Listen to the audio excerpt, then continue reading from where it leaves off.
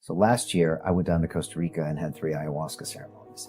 And I know something similar is happening with that pineal gland, where you're getting the body to maybe produce that DMT and to get into that space. This is a way of kind of forcing myself in there, as opposed to learning the methods of being able to take myself there naturally, probably, right? Yeah, so a lot of the same things you're describing, I get in that ceremony. Right. Very much so. A lot of what you said, this whole hour, Sure. I feel a lot of that stuff. The wholeness, the giving back to the species.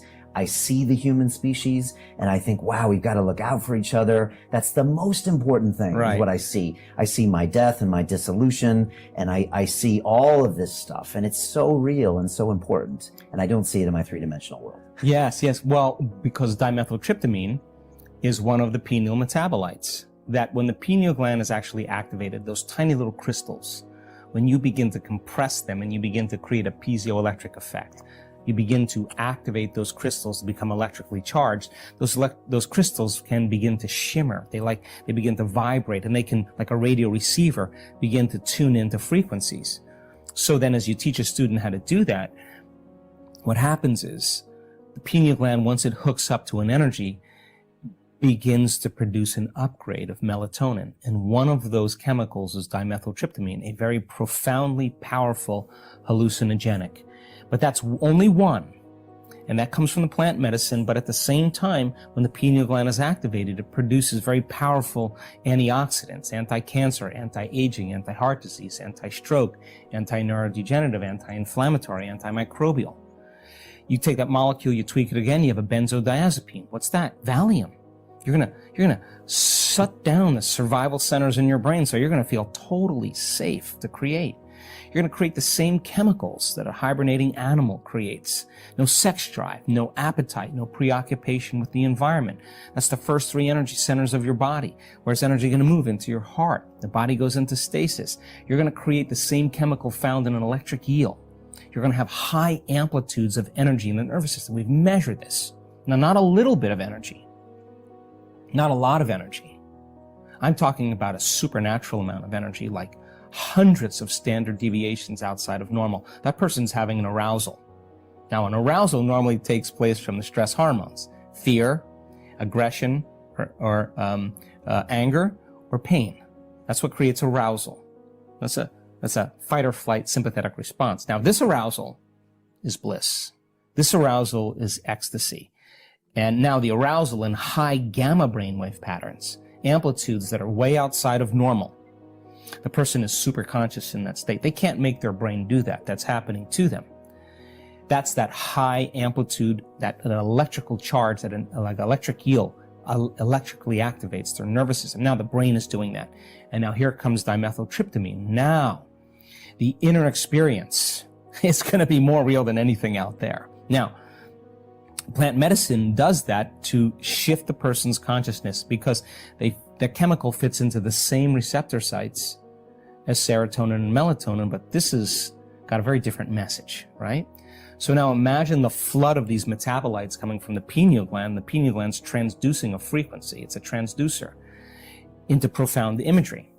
So if the person then has an inner experience that is that profound, experience enriches the brain, right? So now you're laying down new circuits, and experience produces an emotion. The person's feeling an arousal of ecstasy or bliss. They're going to be paying attention to the pictures in their mind. Now, what's that going to do?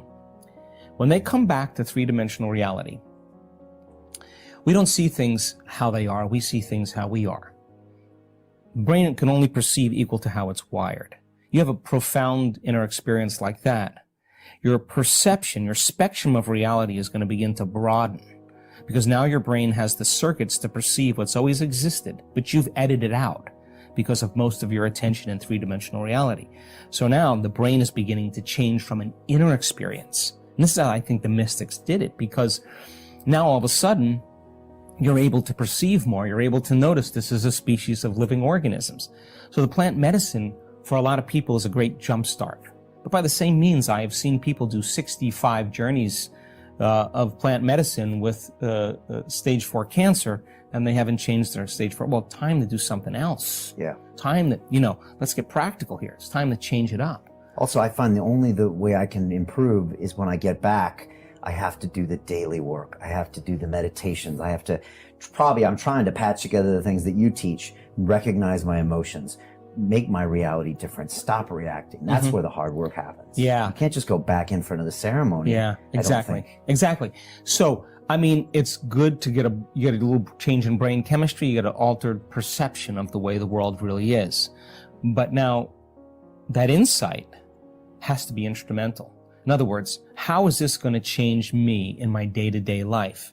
Because if you go back to reacting to the same people and conditions in your life, there's going to be a glazing over. It's going to, over time, it's going to lose. Yeah. Because we are stuck in the three-dimensional world. Like we wake up in the three-dimensional world and you have to deal with that reality. We have to. Yeah. We have to. 1 foot in the quantum world, 1 foot in the real world, and you've got to be able to navigate the both. You can't live completely in that quantum world. You got a body. So like here we are. Take whatever you can or create from there.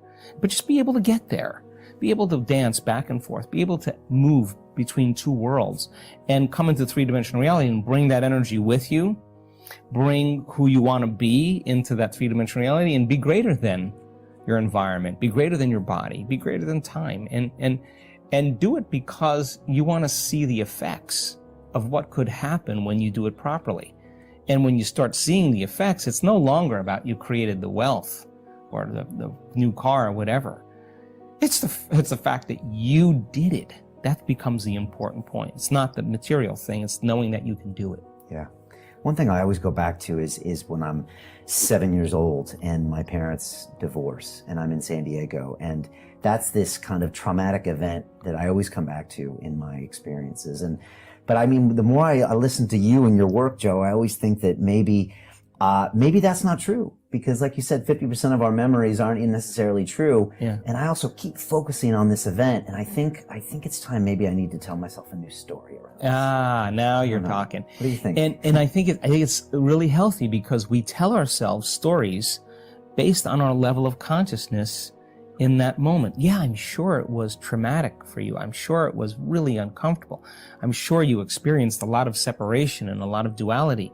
And yeah, that's really true. However, the question is, when you get to certain problems and conditions in your life that trigger the same emotion, do you return back to that 7-year-old child that's unconsciously trying to figure out the world or feeling isolated or alone or whatever? So then is it the event that's important? No.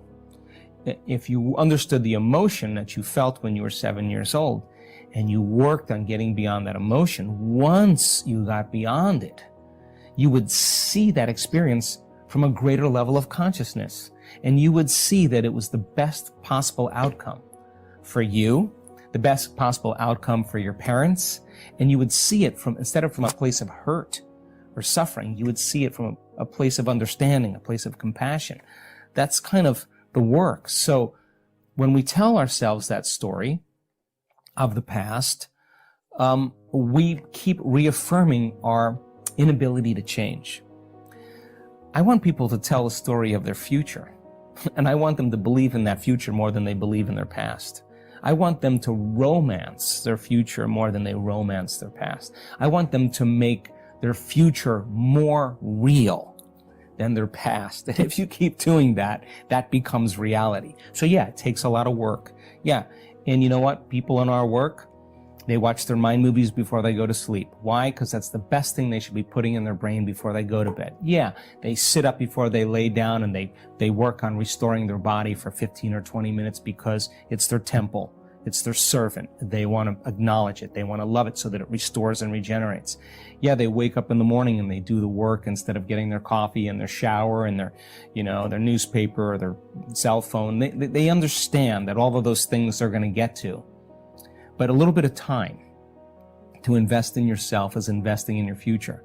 And I think that if you believe in yourself, you believe in possibilities. And when you believe in possibilities, you got to believe in yourself. So people are now all of a sudden becoming more resourceful. They're standing up for themselves. They're doing the work, whether they're 92 years old or 90 years old. You can't, a 90-something-year-old lady that in one of our last events, she made her own mind movie. Right? You can't tell me you're old and you can't do technology now. We have someone that was 92 that did it. mind movie is when you play something. You make a movie of your future. Your future, right? And what do you want to be in your future? Like a television commercial. You don't get so lost in it. Open your heart, put your heart into it. Stay in trance, know how to execute that trance.